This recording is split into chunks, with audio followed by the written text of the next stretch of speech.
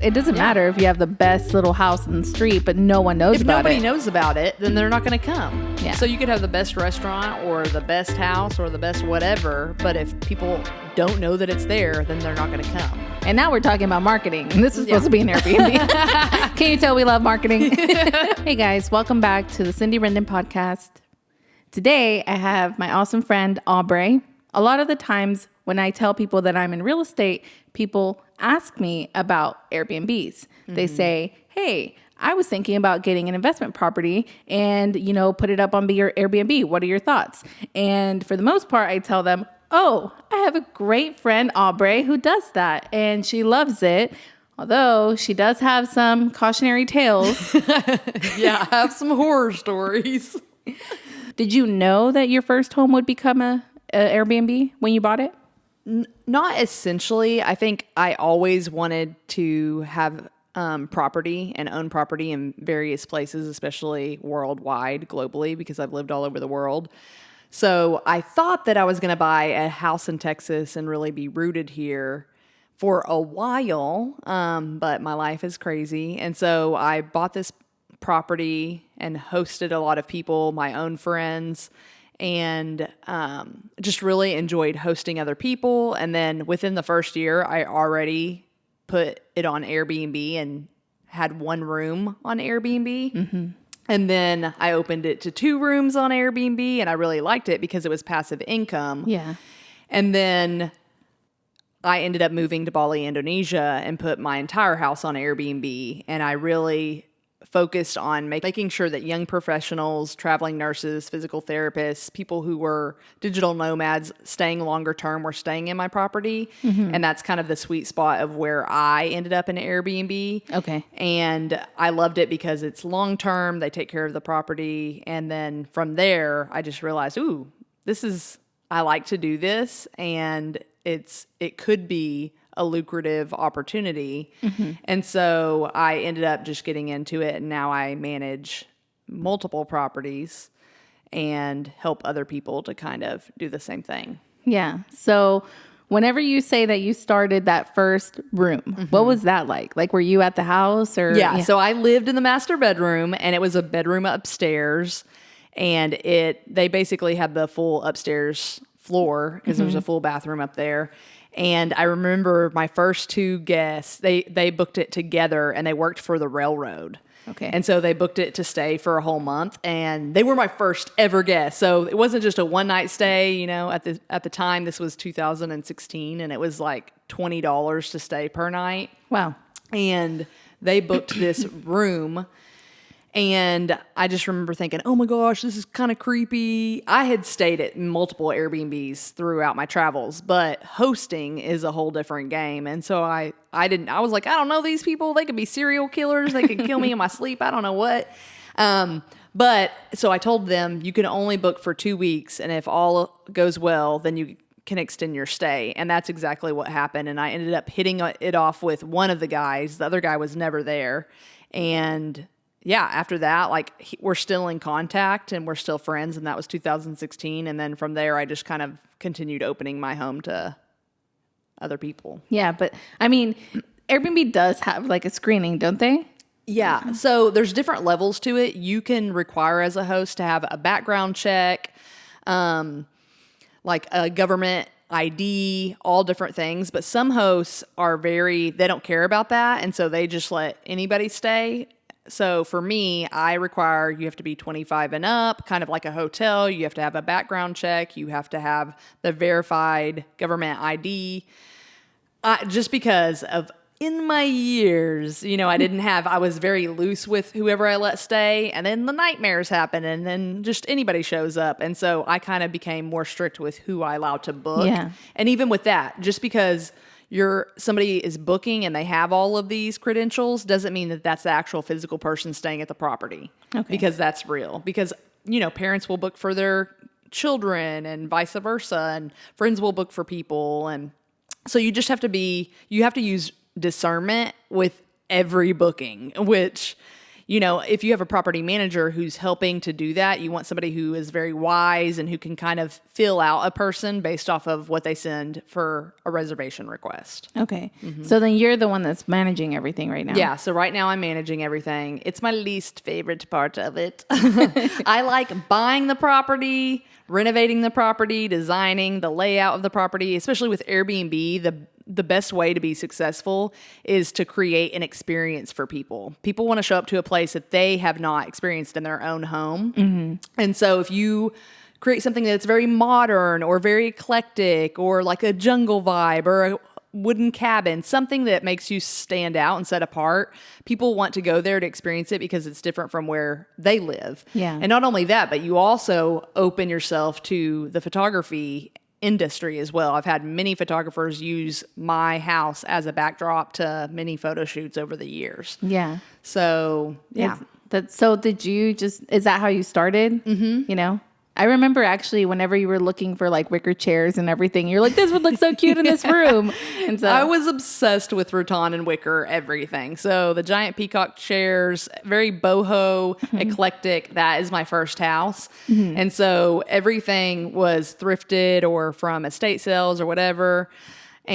And that's what I love because it's like a treasure hunt all the time. And even now, I love to go to those places because people like that experience. So that's my first property it's literally called the Boho Bungalow. And it's a small house. It's small. It's 5 bedroom, 3 bathroom. So it seems like it's going to be giant house from the outside. It's not. It's like this small house, but everybody calls it like the magic house because when they walk in, the rooms are very big and there's just so... well laid out. It's a very well use of space. Okay. But everything's eclectic and an experience, and it's like pieces from all over the world. I have rugs from all over the world, from Morocco, from Afghanistan. I have, just little trinkets from everywhere. And so it's like a taste of culture plus that bohemian style vibe. And I love that. And people just like that because you may not be able to travel the world, but when you walk into a home that has like the world inside of it, it's an experience. Yeah. I love that. I actually we used Airbnb so much, and to us, I think it's so normal, it's just like the most normal thing. Right. And I think it's so funny. There was like a meme out there where it's like how we grew up and our parents told us to like stay away from strangers and don't get into strangers' cars and all that. And that's literally all of our generation does. Like it's like we have Uber and like all those things and Lyft, and now we have Airbnb, and it's like, oh, a stranger. Yeah. Let me get into your car. Oh, a stranger. Let me just, spend the night over there with you. And but the thing is, that's where we are, and that's just normal. It's not even, anyways, that's another conversation. But I remember a lot of the Airbnbs that stand out are the ones that do have that experience, and I remember the cabin that we stayed in Arizona was so beautiful, and anyways, I don't want to talk about all that. Yeah. So another question that I had normally people are always wondering, how do you get into Airbnb? Right. It's is that a difficult process? Was it pretty, strenuous? What was that like? Just setting up an account is easy. Anybody can do it. Joe Schmo down the street can get on the Google and sign up for an account. But when it comes to making your listing stand out, you need to have a strategy. And most of the time, that's why you go to somebody who's already done the process or somebody who coaches through that process. Just because if you want to stand out in anything, marketing is everything. And so are your photos good? Do you have professional photos? What is the name of your listing? Does it stand out? Because people have a short attention span. So if the name of your listing doesn't stand out to me, I'm going to keep swiping until I find something that catches my eyes. Yeah. And the same with the photos, with the description. I want to be drawn in. What does your listing have that nobody else's have? Yeah, true. And why should I choose you? It's with anything in life. I have to make my listing stand out. And so that's what you have to do, basically. You have to make it stand out. And so that part, actually, I think that is the biggest struggle with people who I have walked through Airbnb with is that they're like, I have my listing and my property's great, but, nobody's really booking. And one, if you don't have good photos, if you don't have a good description, or if you have a great house, so a great body, but you don't really, it doesn't have an experience. It just looks like, you know, Nancy's house up the street. No offense to Nancy. Nancy's amazing. My mom's friend's name is Nancy, but I don't want to, if I'm looking for an experience and not just, you know, a stay, then I don't want that kind of house. And so that's something that I like to do is help people create that experience and set you apart. And then the listing and all of that. So essentially, to get on Google and set it up, anybody can do it. Literally anybody can do it, which is so great. But to do it well, you really have to do it with excellence, and you have to be very meticulous and detail oriented in that. And just you don't have to have the marketing brain. I didn't go to college for marketing, you know, but I'm just like, what sells? Yeah. And if you think about what people want, that's the number one way to sell anything, whether it's an experience, whether it's going to an Airbnb, whether it's real estate. You have to know, what are people looking for, and how do I give people access to that in a way that is different and sets me apart from other people. Yeah, perfectly put. Mm-hmm. And that's what we were talking the other day. Like, we talked about how it's so important to anticipate, right? So you have to anticipate what your client would want, right? So for example, do you put out, you know, welcome, you know, baskets or anything like that? Yeah. Oh yeah. Like, and depending, so I have like a welcome book, and I will even get like homemade goods from my hometown. And it's like this little bakery shop that's been around. It's called Margie's Sweet Shop. And they have such good little bundt cakes, and they were the bundt cakes before bundt cake was a thing. And so I give them something that is very unique to our hometown and gives them a little taste of Wichita Falls, and then I write them a little welcome note. And then depending on what the occasion is, so if it's a wedding or something like that, then I'll create something very kind of sentimental. Like, hey, I want to celebrate you too. That's how I am. But I think that people, like, especially our generation, we desire something that's more personal. We want relationship. It's not just a transaction for me. Yeah. And that's with anything. And so when people know, oh my gosh, like, this person actually thought about me, even in the card, I'm like, I'm so excited to hear that your daughter is graduating this week. Congratulations. What a huge accomplishment. And something so simple goes a long way, and people remember it. I remember probably within the first 2 months, this woman told me, hey, I'm coming to your hometown. My daughter was a teacher there, and her daughter actually died in a tragic car accident going home from work one day. She was a school teacher. And so she had messaged me and just said this and was like, I'm going to stay for a week and go through her things, but I don't feel comfortable staying at her house, so I'd rather stay with you. And I was like, absolutely. And I remember just thinking, oh my gosh, what can I do for this lady? Yeah. And another one of my friends is a local artist, and she does calligraphy and stuff like that. And so she had made this thing, and I put it in a little package for this woman and wrote her a card and gave it to her. And the first night she came down the stairs, this is actually when I was living at the house too, and she had tears in her eyes, and she was just like, you don't know what it means to open this up. My daughter was about the same age as you, and this is so hard to do this. And then when she left, she wrote me a card and like left me this cute little mirror that matched the bathroom that she was using perfectly. And so that little mirror is still in that bathroom. And it's little things like that where, whether it's just a card, a welcome card, or a little gift basket, or even a lot of hosts will create experiences in their city. And Wichita Falls, like, ain't nothing happening up in this hillbilly town. But we do have the world's tiniest skyscraper, which is in the Guinness Book of World Records. We have the waterfalls that are man-made, and sometimes they aren't really waterfalls anymore. And then we have like random prairie dogs, this prairie dog park. And I will never forget, one time I hosted some Australians. They flew in, and I took them to all the places. I got, I was like, jump in my car. I drove them. I was like, do you want to experience Wichita Falls? And they were like, sure. And this is before the Airbnb experiences was even a thing. Okay. And I was like, yeah. So I took them. This girl was freaking out over these prairie dogs, kind of how we would freak out over kangaroos probably. okay. She's like, I'm obsessed. It was crazy. But to this day, she still messages me and she's like, oh my gosh, I'm so thankful. Like, I had the best time in Wichita Falls. I cannot wait to visit Wichita Falls. And I'm like, Wichita Falls? Like, she ain't even seen America. Like, this girl literally flew into Dallas and got a taxi to Wichita Falls. And that's the only part of America that she saw. But because of the experience that I had the ability to give her, she will never forget Wichita Falls, and she is drawn to Wichita Falls. And that's what you want to do as a host. Yeah. Whether it's your home or your city, creating something that people are drawn to. And like you said, that expectation, like leaning into what do they expect and how can I give it to them before they even show up. Exactly. Yeah.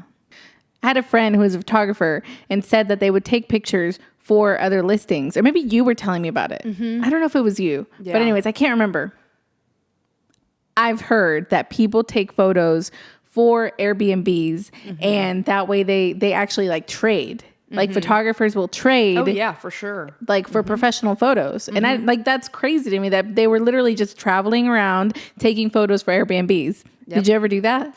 I never did that. I mean, who's going to Wichita Falls as a photographer? Now, if I was in Dallas or Miami or Chicago or New York, I think that those are kind of the markets and the cities that are they would definitely do that kind of thing. And they were doing that kind of thing.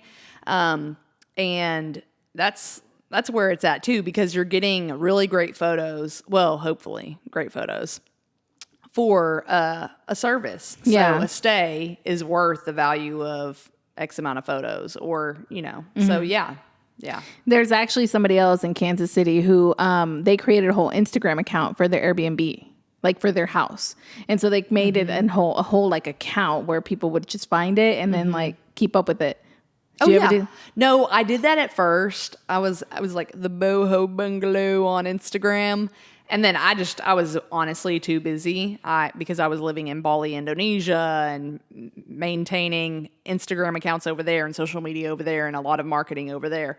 But that is also a niche thing to do. If you can get on Instagram and post your account, I always tell people, if you can make something popular or trendy and it goes viral, then everybody will want to go there. I don't care if you're in hillbilly Wichita Falls. If I was able to establish like tiny homes in Wichita Falls, and it was this tiny home community in Wichita Falls, and it was very unique and eclectic, and then I posted it and was consistent on social media and Instagram, and I showed people, hey, you want to come here. This is an experience that you're not going to want to miss out on. People will show up. They will come to Wichita Falls where things are now happening because I made it happen there. But it's just like what happens out in, what's that? Waco? Well, Waco's a hot spot, but I'm trying to think. I'm going to have to think. What is that? It's out in the middle of nowhere of Texas. Oh my gosh, Marfa. Yeah, so Marfa. I still don't understand what Marfa is about. Marfa is literally, that is what happened there. They picked out this place in the middle of Timbuktu, nowhere. It wasn't popular. Nobody's going to Marfa. Nobody even heard of Marfa before. But because they established these teepees and did something that was different, they drew in a crowd of people who were like, ooh, we want to go there. We want to experience this thing, this vibe, whatever. And now it is so popular. These people are making tons of money because they created this experience. I have friends from California. I have friends in Indonesia who are like, oh, I've heard of Marfa. And it's Marfa. Like, are you serious? But that's how things work. If you're really good at creating an experience, and again, you don't have to go to college and get a marketing major to do these kind of things. You just have to create an experience that that people would want to show up to, or what experience would you want to show up to that's different, that nobody has done before. And then if you create that, then the people will come. Yeah. They say if you build it, they will come. Well, you got to build it and make it in a way that nobody else has done it before. And kind of, it's just like, okay. I guess I would add to that, if you build it and market it the right way, they will come. Yeah, for sure. Because we were talking about that earlier, right? It's like, it doesn't matter if you have the best little house in the street, but no one knows about it. If nobody knows about it, then they're not going to come. Yeah. So you could have the best restaurant or the best house or the best whatever, but if people don't know that it's there, then they're not going to come. And now we're talking about marketing. This is supposed to be an Airbnb. Can you tell we love marketing? But really, it's like marketing is huge. It's massive. Yeah. And then especially now with social media marketing, I mean, there's really no reason why you shouldn't be marketing, right? It's so easy to just set up an Instagram account and actually just throw out photos and everything else, right? Yeah. So anyways, before we go into all of that, let's go back to Airbnb. So now you have multiple properties. Yes. And I know that one of them you're renovating. So I'm renovating it right now. So tell us a little bit about that. Has it been fun? Oh, yeah. Honestly, I love this process. I love ripping out all the things, ripping things away, because it's also, you see the physical thing happening to a house, because it's a house at first until you cultivate it and create it into a home. But also it is like a reflection of you. It's a very emotional, mental, even spiritual thing. And so I feel like I'm always learning a lesson about me. Like, these people put 5 layers in the kitchen floor, and here I am having to scrape 5 layers up. And if they would have just ripped out the 1 layer when they did it and did it the right way, I wouldn't have to go through all this junk. And that's kind of how we are in our own lives. So anyways, it's this crazy, it's a deep learning thing that I'm like, oh my gosh, this is amazing. So it's amazing, but also talk about anticipation. I feel like I'm somebody who's so positive that I don't anticipate the worst case scenarios, and then they happen, and it's like, no, my life is over. But that's kind of how renovating properties are. Especially when you're buying a house, you have the inspection. You hope that the inspector did a good job and that they were very thorough, but sometimes they're not. And in this situation, for this property that I bought, they weren't the most thorough. And so, I thought that I was just going to come in and put new floors in and renovate a bathroom and renovate a kitchen. And right now, my house is just down to the studs. It's literally only the wood. Wow. Even the foundation was messed up, and me and another guy went in and put a jack and fixed all the foundation ourselves, which I was like, wow, this is amazing. Look what I did. So I'm learning a lot of things, and I love that part because I love to learn. But also when the money starts slipping out of your bank account, it's like, ooh, I need a vacation, but I don't know if I can afford one. But so I think it's just one of those things is, like I had, in renovating the bathroom of this property, I realized, there's no insulation. Yeah. Well, that should have been caught in the inspection, but there's no insulation in the house out whatsoever. And I had already painted everything and paid for the paint. Wow. And the labor, which I was the labor because I did it myself. And then I was like, the cheapest way, actually not even the cheapest way, but the most wise way to do this is to rip all the walls out ourselves and insulate it properly ourselves versus paying people to come in and do it and, to blow it in. Because there's other choices you can make, but that's just the wisest way for it to last long term and to be done with excellence. And so it's like you got to take the hit right now, but long term it's going to be worth it because the property is going to be worth more value, and also the bills are going to be less month to month, electricity and stuff like that. But in doing that, then I realized that the windows had water damage, and then as we ripped out all these walls, there's termite on the main wood bearing beam that goes across the room and things like that. And sometimes it's easy to be like, discouraged in that process, or dang, I took another hit. Dang, I took another hit. Dang.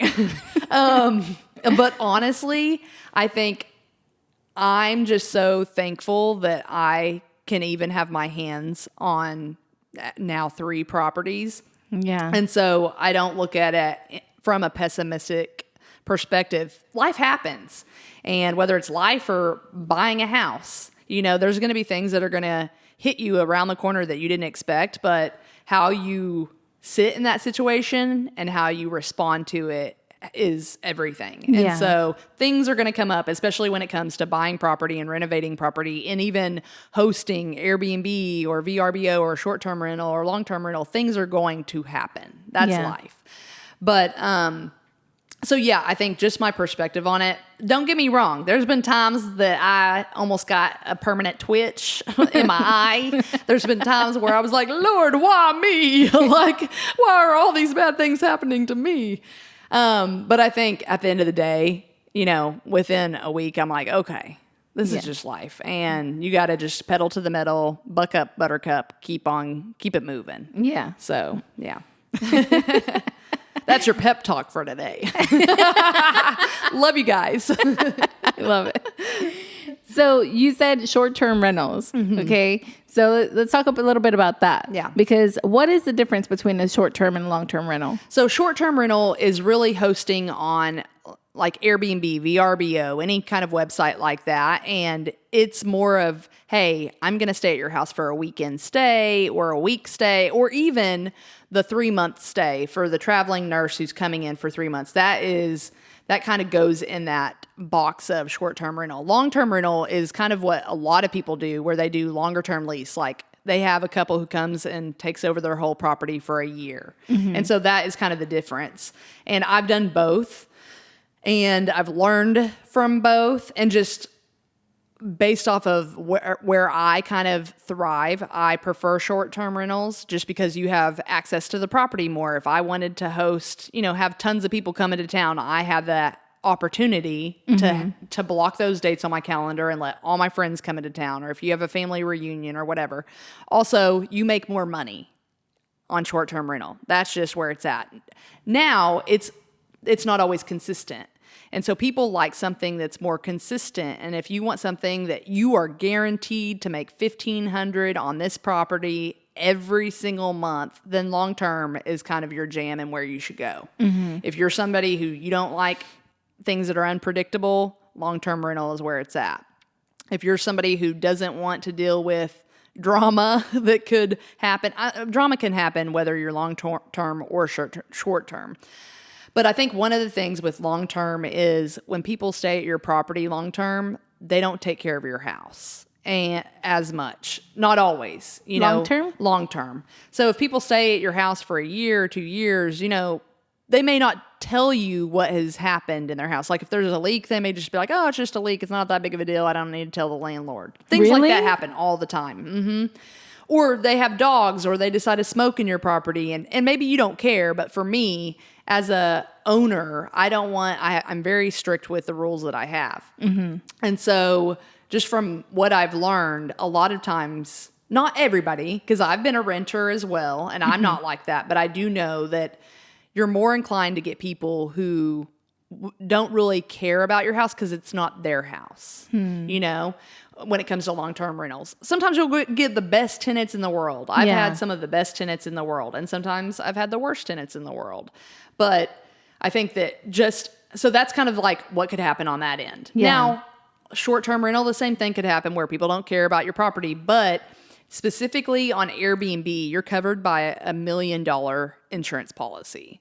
So if somebody does destroy your property, you can send them an invoice for X amount of dollars of whatever it was. And if they deny it, then it is covered in an Airbnb claim. You have to go through this process, and it can be a strenuous process, and they have to do all the details and all the things. But you are covered in that to some extent, which gives a lot of peace to people who are hosting. Right. And you don't get that if you're a long-term rental. Right. And I mean, you can have, I guess the renter would have like renter's insurance in that case, but it's still, I have a story that I could share that about, someone who leased a property, and the person, the tenant was not, truthful with everything that was going on in the property. And then of course the landlord didn't find out until months later, which turned into a giant catastrophe. But anyways, that's for another podcast, I'm sure. Yeah. And so maybe I'll have the landlords share it. Do you have any stories that you had to submit claims to Airbnb or anything like that? Oh, do I? I mean, I've had some crazy stories,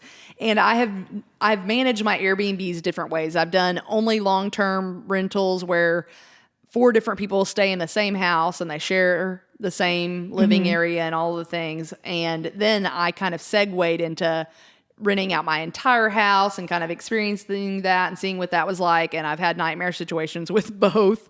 I've had more good experiences than bad experiences, but you always remember the bad. And so in one of my stories in the long term, so I had 4 people staying at this property at the same time, and they all three people had an issue with this one girl. She wasn't cleaning her dishes. And just as a property owner and the manager of the property, I tell everybody, hey, you know, in order to respect the living areas, the public living areas that everybody else is using, make sure that you do your dishes immediately. Like hand wash your dishes or turn on the dishwasher and do them, because people don't want to come into a kitchen that's all dirty. Yeah. And so kind of how I live my life, that's kind of the foundation of what my properties look like. And all of my tenants, they kind of, I mean, they do listen to that. But you have the few that are like, no, I'm a rebel. And this girl, she was one of the rebels and she just didn't want to do it. And so I got a lot of complaints about her and I was out of the country. And so then she was flushing things down the toilet that she shouldn't have been flushing. And lots of crazy things happened. We had 2 plumbers come out to try to fix the issue. It was causing issues. She was sharing a bathroom with a man. Mm-hmm. And so he was upset with her because she was just really messy and all the things. And then one day I get a message from another girl on the property who had her own private, she had the master bedroom and private bathroom and everything. Mm-hmm. And she messages me and she's like, hey, just so you know, I decided to check out a day early. And I was like, oh, what happened? And she was like, that girl pooped in my shower. Oh, and I was like, excuse me, what? No way. This girl literally went into her bathroom. The toilet is right there, and pooped on her shower floor. I cannot make these things up. I'm like, my life is so crazy. How does this happen? So she literally just, yeah, she was crazy. No. Yeah. Why would she do that? I don't even want to, you know? No, I don't know why. Okay. So that was one thing that was crazy that has happened. Another crazy thing that happened was I just had some guys come through. They stayed for a week. And I honestly had a feeling in my spirit that it was not a good idea. And so before they even checked in, I almost canceled the reservation, which doesn't look good as a host because then you can lose super host status if you do that kind of thing.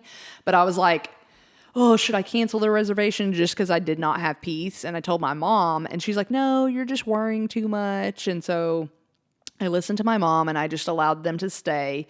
And entering the property, all of my properties have keyless entry. They have a key code, easy access. And I had just left the property and this guy said, the code isn't working. And I was just like, it definitely works because I was there 5 minutes ago. So I give him a new code 5 minutes later. Because I'm on my phone 24/7 as a host, and especially if you're managing your own properties, you want to make sure that your notifications are on, that you are very quick to respond, especially when it's check-in time, which is usually 4 to 6 p.m. at least. And so I responded within 5 minutes and gave him a new code. And then he says, that code doesn't work either. And at this point, I'm like, okay, something is off. I'm about to just come over there and say, you're not staying at my house, find a hotel. Wow. Because you do have to pull stuff like that where, if you don't have peace about something, follow your peace. Because if you don't have peace, there's a reason you don't have peace. But still, I gave him a third code. He gets into the property. I feel like there was another issue at one point that he complained about. And people who complain, that's a red flag, especially in the beginning. If people are complaining or they try to ask too much at the beginning, even setting up a reservation, that's always a red flag for me. Okay. So just know that. But anyways, at the end, when he checked out, he messaged me something else. Like, it's very unprofessional that your 3 codes didn't work. And I'm like, bro, listen. Yeah, at the end. And I'm like, all the codes worked prior to me leaving the property. So I showed up within 5 minutes of them leaving the property. All 3 codes worked, which made me realize this guy from the beginning is trying to get a discount. Okay. And he's trying to show Airbnb, hey, the codes weren't working. And he even said, we had to wait 45 minutes for you to respond. And in my messages, you literally see the time because it's like a text message. Yeah. It says 6 o'clock, 6:05 p.m. is my response. He messaged back at 6:07. I messaged back at 6:08. Oh my gosh. So it's things like that. And what happened with this property when we went in, it was a very quick turnover. We had people coming in the same day for a wedding, and they had just said, hey, the AC doesn't really seem to be getting as cold. And it's August in Texas, so it's 110 degrees outside basically. And I was like, oh, that's very strange. And so I went over there. Actually, I didn't go over there. I had somebody who is an air conditioner person go over there and check it. And he checked the unit and it was completely frozen. And those guests, I have the Nest thermostat in all of my properties as well. And you can go back and see what temperature it was on all the days. And they had it on 51 degrees every day. So it actually froze our unit. They had the doors open when we arrived to the property, which you don't do when it's anybody's house. You don't leave all 4 doors open in the house. Right. And we ended up having a fly infestation. And so we had to set bombs off. And it just became this very big ordeal. And as they broke into our upstairs area, because we have a private upstairs area. So they broke 2 doors. They broke the main door to get into the upstairs area. And then they broke a bedroom door that was locked up there in that area as well. They used that area because there's 2 beds and a bathroom up in that area. I mean, I could go on and on. I have like this list when I had to message Airbnb about filing the claim through them. My list was so long. Wow. And I was just like, I'm going to smack those guys if I ever see them. But it's things like that. Like you are going to have people like that who are just not good guests. Yeah. You know, sometimes you come across people that aren't the nicest people. That's life too. And I think, but overall, my good experiences far outweigh the bad experiences. Yeah. And so that's kind of what I have to focus on. I mean, it's easy to talk about all the ones that, pooping on the bathroom shower. I'm like, what the heck? Or these guys freezing the unit or whatever. Because I do have a handful of stories. But in almost 6 years of hosting, a handful of stories is nothing in the grand scheme of things. Yeah. So, yeah. And I mean, it allowed you to travel yeah. as well. Because Yeah. I remember like you were traveling, you were like, yeah, I have my Airbnbs booked. And you were just like living life. Yeah, I was like living in Bali I and know. living my dream. And yeah, How long were you in Bali? 2 years. Yeah. Yeah. Dang. Wow. That feels like forever ago, I too. know. It's crazy. But I remember even before you went to Bali, though, you were just like traveling all over. It's like, I would check to see where you were, and you're like in freaking LA or no, where were you? Yeah, I went to LA, Nashville. I went to 17 states in 2017. Yeah. And that's when I had the coffee brand. So that's why I was traveling a lot. But Yeah. Wow. yeah, It's so crazy. If you could go back to 2017 when you started, like, is there anything that you would tell Aubray then that Aubray knows now? Yeah, I think I would say there's going to be times that it's hard, but it's going to be worth it. And I think one of the number one things that I would say is find people that you can truly rely on when you're not there. Because like a cleaning crew, a plumber, an electrician, things, a handyman, whatever. Make sure that you've lined up those people that you really trust, and they're people of integrity and they do things with excellence.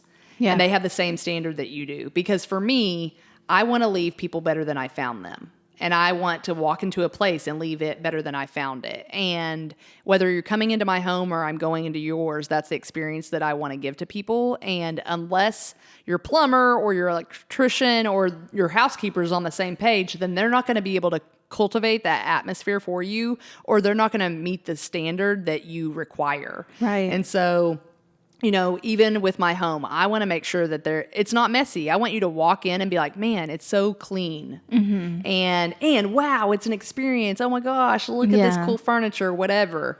But if it's dirty, you're not going to focus on how cool the furniture is. You're going to be looking at the floor and be like, ooh, gross. Like, is this even clean? Right. And so you want to make sure that you're working with people who have that kind of standard. And even like the man that I found to work on the AC unit, the HVAC guy, he works on all my properties now, and he will go into the home when people are there if they have issues with the Nest thermostat or something happens, and they are always like, oh my gosh, he was such a kind guy. I love and that. That's the kind of people that you want to connect with when you're establishing any business, especially something like this that's hospitality. Right. That's so good. So it's like build those reputable relationships even, right? Exactly. With the professionals. Yeah. I love that.